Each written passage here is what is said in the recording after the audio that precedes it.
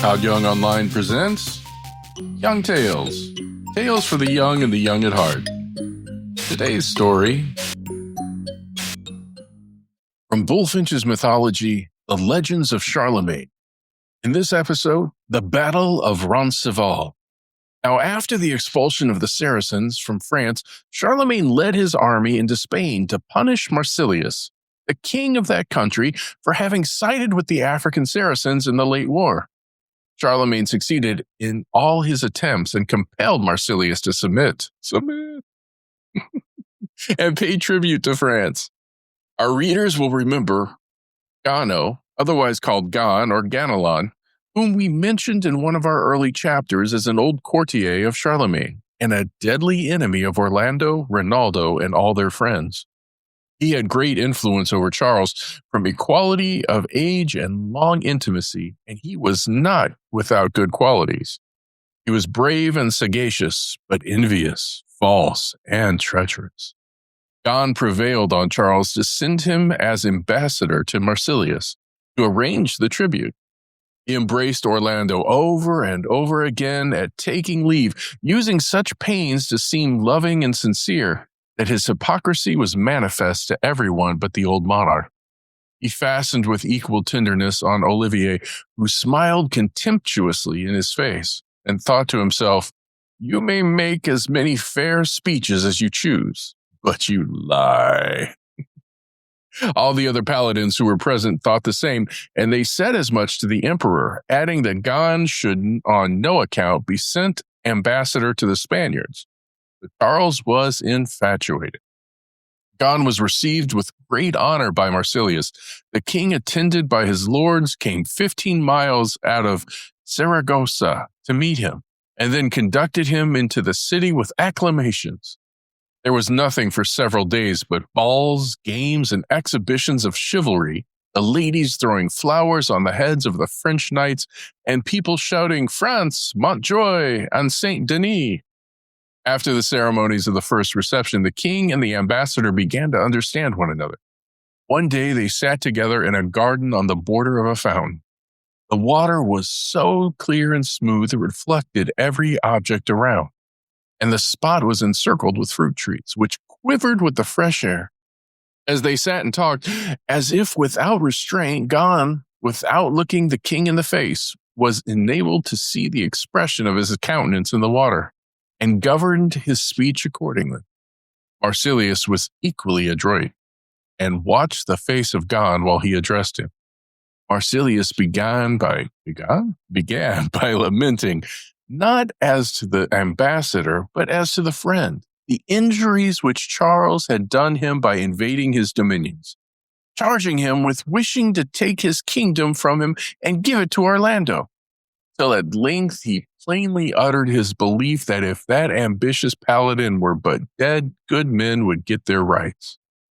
Gon heaved a sigh, as if he was unwillingly compelled to allow the force of what the king said, but unable to contain himself long, he lifted up his face, radiant with triumphant wickedness, and exclaimed, "Every word you utter is truth. Die he must. And die also must Olivier, who struck me that foul blow at court. Is it treachery to punish affronts like these? I have planned everything. I have settled everything already with their besotted master. Orlando will come to your borders, to Roncesvalle, for the purpose of receiving the tribute. Charles will await him at the foot of the mountains. Orlando will bring but a small band with him. You, when you meet him, will have secretly your whole army at your back. You surround him, and who receives tribute then?" The new Judas had scarcely uttered these words when his exultation was interrupted by a change in the face of nature.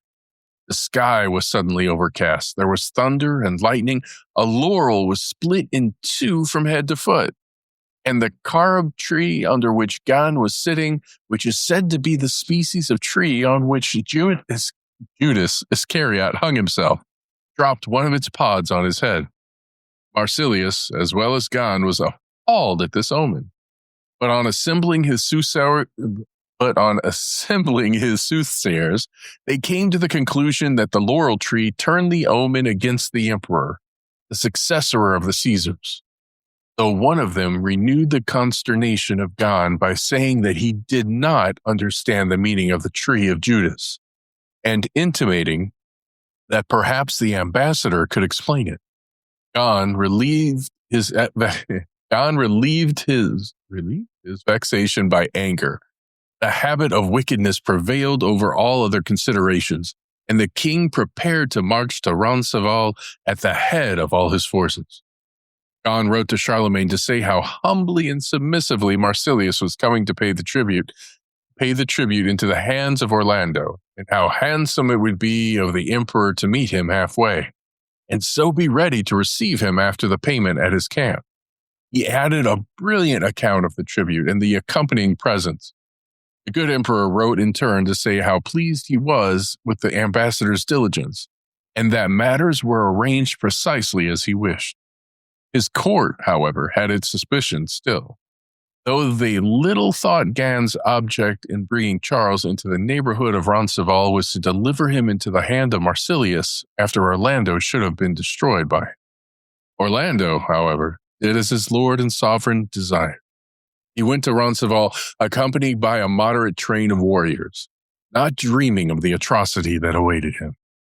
Gan, meanwhile, had hastened back to France in order to show himself free and easy in the presence of Charles and secure the success of his plot, while Marsilius, to make assurance doubly sure, brought into the passes of Roncesvalles no less than 3 armies, which were successively to fall on the paladin in case of the worst, and so extinguish him with numbers. He had also, by Gan's advice, brought heaps of wine and good cheer to be set before his victims in the first instance. For that, said the traitor, will render the onset the more effective, the feasters being unarmed. One thing, however, I must not forget, added he. My son Baldwin is sure to be with Orlando. You must take care of his life for my sake. I give him this vesture off my own body, said the king. Let him wear it in the battle and have no fear. My soldiers shall be directed not to touch him. Gan went away rejoicing to France. He embraced the sovereign and the court all round with the air of a man who had brought them nothing but blessings, and the old king wept for very tenderness and delight. Something is going on wrong. It looks very black, thought Maligigi, the good wizard. Rinaldo is not here, and it is indispensably necessary that he should be. I must find out where he is, and Ricardetto too, and send for them with all speed. Maligigi called up by his art a wise, terrible, and cruel spirit named Ashtaroth. Tell me, and tell me truly of Rinaldo, said Maligigi to the spirit. And the demon looked hard at the paladin and said nothing. His aspect was clouded and violent. The enchanter, with an aspect still cloudier, bade Ashtaroth lay down that look and made signs as if he would resort to angrier compulsion. And the devil, alarmed, loosened his tongue and said, You have not told me what you desire to know of Rinaldo. I desire to know what he has been doing and where he is. He has been conquering and baptizing the world, east and west, said the demon, and is now in Egypt with Ricardetto. And what has Gan been plotting with Marsilius? Inquired Maligigi, and what is to come of it? I know not, said the devil. I was not attending to Gan at the time, and we fallen spirits know not the future. All I discern is that by the signs and comets in the heavens, something dreadful is about to happen. Something very strange, treacherous, and bloody, and that Gan has a seat ready prepared for him in hell. Within 3 days, cried the enchanter, loudly, bring Rinaldo and Ricardetto into the pass of Roncesvalles. Do it, and I hereby undertake to summon thee no more. Suppose they will not trust themselves with me, said the spirit. Enter Rinaldo's horse and bring him, whether he trusts thee or not. It shall be done, returned the demon. There was an earthquake, and Ashtaroth disappeared. Marsilius now made his first movement towards the destruction of Orlando by sending before him his vassal, King Blanchardin, with his presents of wine and other luxuries. The temperate but courteous hero took them in good part and distributed them as the traitor wished. And then Blanchardin, on pretense of going forward to salute Charlemagne, returned and put himself at the head of the second army, which was the post assigned him by his liege lord. King Falseron, whose son Orlando had slain in battle, headed the first army, and King Balagante the third. Marsilius made a speech to them in which he let them into his design and concluded by recommending to their good will the son of his friend Gon, whom they would know by the best he had sent him, and who was the only soul among the Christian they were to spare. This son of Gon, meanwhile, and several of the paladins who distrusted the misbelievers and were anxious at all events to be with Orlando, had joined the hero in the fatal valley, so that the little Christian host, considering the tremendous valor of their lord and his friends, were not to be sold for nothing. Rinaldo, alas, the second thunderbolt of Christendom, was destined not to be there in time to meet the issue. The paladins in vain begged Orlando to be on his guard against treachery and send for a more numerous body of men. The great heart of the champion of the faith was unwilling to harbor suspicion as long as he could help it. He refused to summon aid which might be superfluous, neither would he do anything but what his liege lord had directed. And yet he could not wholly repress a misgiving. A shadow had fallen on his heart, great and cheerful as it was. The anticipations of his friends disturbed him, in spite of the face with which he met them. Perhaps, by a certain foresight, he felt his death was approaching, but he felt bound not to encourage the impression. Besides, time pressed, the moment of the looked-for tribute was at hand, and little combinations of circumstances determine often the greatest events. King Marsilius was to arrive early next day with the tribute, and Olivier, with the morning sun, rode forth to reconnoiter and see if he could discover the peaceful pomp of the Spanish court in the distance. He rode up the nearest height, and from the top of it beheld the first army of Marsilius, already forming in the passes. "Oh, devil gone!" he exclaimed. "This then is the consummation of thy labors." Olivier put spurs to his horse and galloped back down the mountain to Orlando. "Well," cried the hero, "what news?" "Bad news," said his cousin, "such as you would not hear of yesterday. Marsilius is here in arms, and all the world is with him." The paladins pressed round Orlando and entreated him to sound his horn in token that he needed help. His only answer was to mount his horse and ride up the mountain with Sansonetto. As soon, however, as he cast forth his eyes and beheld what was round about him, he turned in sorrow and looked down into Roncesvalle and said, "O miserable valley, the blood shed in thee to this day will color thy name forever." Orlando's little camp were furious against the Saracens. They armed themselves with the greatest impatience. There was nothing but lacing of helmets and mounting of horses, while good Archbishop Turpin went from rank to rank, exhorting and encouraging the warriors of Christ. Orlando and his captains withdrew for a moment to consultation. He fairly groaned for sorrow, and at first had not a word to say. So wretched he felt at having brought his people to die in Roncesvalles.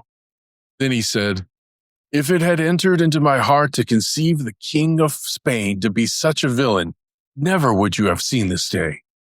He has exchanged with me 1,000 courtesies and good words, and I thought that the worse enemies we had been before, the better friends we had become now. And I thought that the worse enemies that we had been before, the better friends we had become now. I fancied every human being capable of this kind of virtue on a good opportunity, saving, indeed, such base-hearted wretches as I can never forgive their very forgivers. And of these I did not suppose him to be one. Let us die, if we die we must, like honest and gallant men, so that it shall be said of us, it was only our bodies that died. The reason why I did not sound the horn was partly because I thought it did not become us.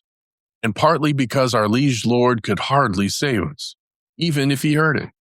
And with these words, Orlando sprang to his horse, crying, "Aways against the Saracens!" But he had no sooner turned his face than he wept bitterly and said, "O Holy Virgin, think not of me, the sinner Orlando, but have pity on these thy servants." And now, with a mighty dust and an infinite sound of horns and tambours, which came filling the valley, the first army of the infidels made its appearance, horses neighing and 1,000 pennons flying in the air. King Falseron led them on, saying to his officers, "Let nobody dare to lay a finger on Orlando. He belongs to myself.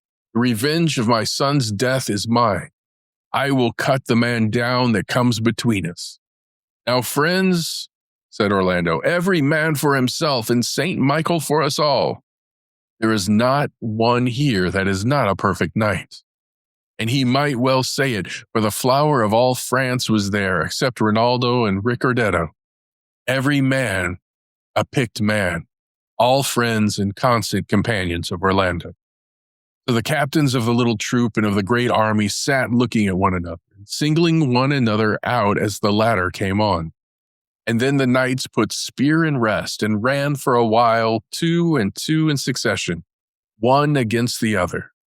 Astolpho was the first to move. He ran against Arlado of Sorio and thrust his antagonist's body out of the saddle and his soul into the other world. Olivier encountered Malprimo, and though he received a thrust which hurt him, sent his lance right through the heart of Malprimo. Falseron was daunted at this blow. "Truly," thought he, "this is a marvel." Olivier did not press on among the Saracens. His wound was too painful. But Orlando now put himself and his whole band in motion, and you may guess what an uproar ensued. The sound of the rattling of blows and helmets was as if the forge of Vulcan had been thrown open. Falseron beheld Orlando coming so furiously that he thought him a Lucifer who had burst his chain, and was quite of another mind than when he purposed to have him all to himself. On the contrary, he recommended himself to his gods and turned away, meaning to wait for a more auspicious season of revenge. But Orlando hailed him with a terrible voice, saying, "O thou traitor, was this the end to which old quarrels were made up?" Then he dashed at Falseron with a fury so swift, and at the same time with a mastery of his lance so marvelous that though he plunged it into the man's body so as to instantly kill him, and then withdrew it, the body did not move in the saddle. The hero himself, as he rushed onwards, was fain to see the end of a stroke so perfect, and turning his horse back, touched the carcass with his sword, and it fell on the instant. When the infidels beheld their leader dead, such fear fell upon them that they were for leaving the field to the paladins, but they were unable. Marsilius had drawn the rest of his forces round the valley like a net, so that their shoulders were turned in vain. Orlando rode into the thick of them, and wherever he went, thunderbolts fell upon helmets. Olivier was again in the fray, with Walter and Baldwin, Avino and Avolio, while Archbishop Turpin had changed his crosier for a lance and chased a new flock before him to the mountains. Yet, what could be done against foes without number? Marsilius constantly pours them in. The paladins are as units to thousands. Why tarry the horses of Rinaldo and Ricardetto? The horses did not tarry, but fate had been quicker than enchantment. Ashtaroth had presented himself to Rinaldo in Egypt, and after telling his errand, he and Foulmouth, his servant, entered the horses of Rinaldo and Ricardetto, which began to neigh and snort and leap with the fiends within them, till off they flew through the air over the pyramids and across the desert, and reached Spain and the scene of action just as Marsilius brought up his third army. The two paladins on their horses dropped right into the midst of the Saracens and began making such havoc among them that Marsilius, who overlooked the fight from a mountain, thought his soldiers had turned against one another. Orlando beheld it, and guessed it could be no other but his cousins, and pressed to meet them. Olivier came up at the same moment, The rapture of the whole party is not to be expressed. After a few hasty words of explanation, they were forced to turn again upon the enemy, whose numbers seemed perfectly without limit. Orlando, making a bloody passage toward Marsilius, struck a youth on the head, whose helmet was so strong as to resist the blow, but at the same time flew off. Orlando prepared to strike a second blow when the youth exclaimed, "Hold! You love my father. I am Buonforte." The paladin had never seen Buonforte, but he saw the likeness of the good old man, his father, and he dropped his sword. "Oh, Buonforte," said he, "I loved him indeed, but what does his son do here fighting against his friends?" Buonforte could not at once speak for weeping. At length he said, "I am forced to be here by my lord and master Marsilius, and I have made a show of fighting, but have not hurt a single Christian. Treachery is on every side of you. Baldwin himself has a vest given him by Marsilius, that everybody may know the son of his friend Gan and do him no harm." "Put your helmet on again," said Orlando, "and behave just as you have done. Never will your father's friend be an enemy to the son." The hero then turned in fury to look for Baldwin, who was hastening towards him at that moment, with friendliness in his looks. "'Tis strange," said Baldwin. "I have done my duty as well as I could, yet nobody will come against me. I have slain right and left and cannot comprehend what it is that makes the stoutest infidels avoid me." "Take off your vest," said Orlando contemptuously, "and you will soon discover the secret, if you wish to know it. Your father has sold us to Marsilius, all but his honorable son." "If my father," said Baldwin, impetuously tearing off the vest, "has been such a villain and I escape dying, I will plunge this sword through his heart. But I am no traitor, Orlando, and you do me wrong to say it.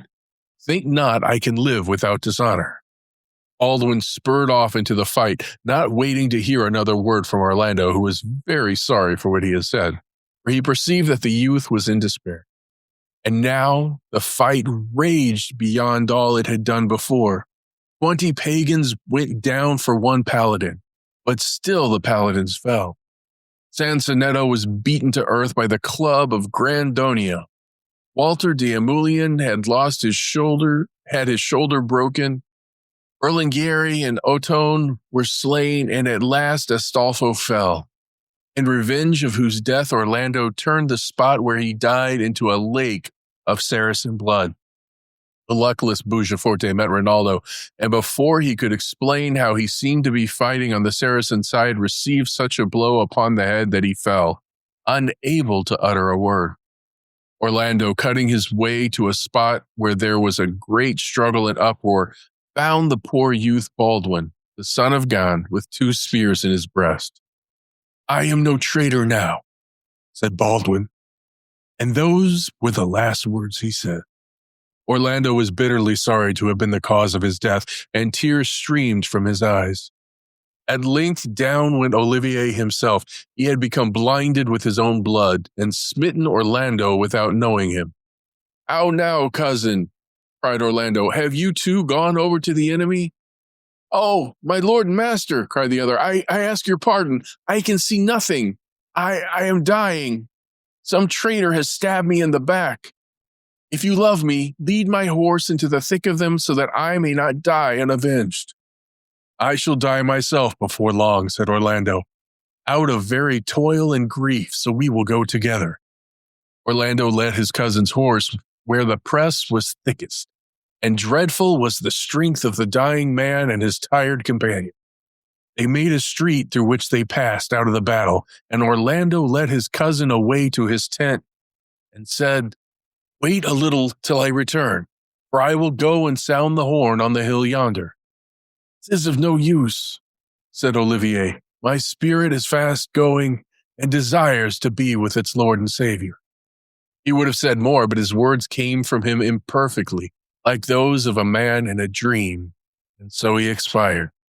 When Orlando saw him dead, he felt as if he was alone on the earth, and he was quite willing to leave it. Only he wished that King Charles at the foot of the mountains should know how the case stood before he went.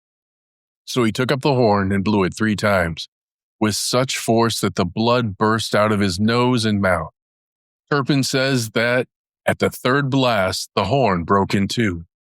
In spite of all the noise of the battle, the sound of the horn broke over it like a voice out of the other world. They say that birds fell dead at it, and that the whole Saracen army drew back in terror. Charlemagne was sitting in the midst of his court when the sound reached him, and Gano was there. The emperor was the first to hear it. "You hear that?" he said to his nobles. "Do you hear the horn as I heard it?" Upon this they all listened, and Gano felt his heart misgive him. The horn sounded a 2nd time. "What is the meaning of this?" said Charles. "Orlando is hunting," observed Gano, "and the stag is killed." But when the horn sounded yet a 3rd time, and the blast was one of so dreadful a vehemence, everybody looked at the other, and then they all looked at Gano in fury. Charles rose from his seat. "This is no hunting of the stag," said he. "The sound goes to my very heart. Oh, Gano, not for thee do I blush, but for myself. Oh, foul and monstrous villain. Take him, gentlemen, and keep him in close prison. Would to God I had not lived to see this day." But it was no time for words. They put the traitor in prison, and then Charles, with all his court, took his way to Roncesvalle, grieving and praying. It was afternoon when the horn sounded, and half an hour after it when the emperor set out. And meantime, Orlando had returned to the fight that he might do his duty, however hopeless, as long as he could sit on his horse. At length he found his end approaching, for toil and fever, and rode all alone to a fountain where he had been quenched his thirst. His horse was wearier than he, and no sooner had his master alighted than the beast, kneeling down as if to take leave and to say, "I have brought you to a place of rest," fell dead at his feet. Orlando cast water on him from the fountain, not wishing to believe him dead, but when he found it to no purpose, he grieved for him as if he had been a human being, and addressed him by name with tears, and asked forgiveness if he had ever done him wrong.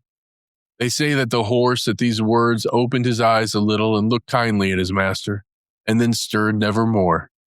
They say also that Orlando, then summoning all his strength, smote a rock near him with his beautiful sword Durindana, thinking to shiver the steel in pieces and to prevent it from falling into the hands of his enemies. But though the rock split like slate and a great cleft remained ever after to astonish the eyes of pilgrims, the sword remained uninjured. And now Rinaldo and Ricardetto came up, with Turpin having driven back the Saracens, and told Orlando that the battle was won. Then Orlando knelt before Turpin and begged remission of his sins, and Turpin gave him absolution. Orlando fixed his eyes on the hilt of his sword as on a crucifix and embraced it, and he raised his eyes and appeared like a creature seraphical and transfigured, and bowing his head, he breathed out his pure soul. And now King Charles and his nobles came up. The emperor, at sight of the dead Orlando, threw himself as if he had been a reckless youth from his horse, and embraced and kissed the body and said, "I bless thee, Orlando. I bless thy whole life, and all that thou wast, and all that thou ever didst, and the Father that begat thee, and I ask pardon of thee for believing those who brought thee to thine end. They shall have their reward, O thou beloved one. But indeed it is thou that livest, and I who am worse than dead." Horrible to the emperor's eyes was the sight of the field of Roncesvalles. The Saracens indeed had fled, conquered, but all his paladins but 2 were left on it dead, and the whole valley looked like a great slaughterhouse, trampled into blood and dirt, and reeking to the heat. Charles trembled to his heart's core for wonder and agony. After gazing dumbly on the place, he cursed it with a solemn curse, and wished that never grass might grow in it again, nor seed of any kind, neither within it nor any of its mountains around, but the anger of heaven abide over it forever. Charles and his warriors went after the Saracens in Spain. They took and fired Saragossa, and Marsilius was hung to the carob tree under which he had planned his villainy with Gon. And Gon was hung and drawn and quartered in Roncesvalle amidst the execrations of the country. And here's where we end for today. Young Tales is produced and narrated by Todd Young from ToddYoungONLINE. If you enjoyed this, please like and subscribe and join us next time for another story. Thank you for your support.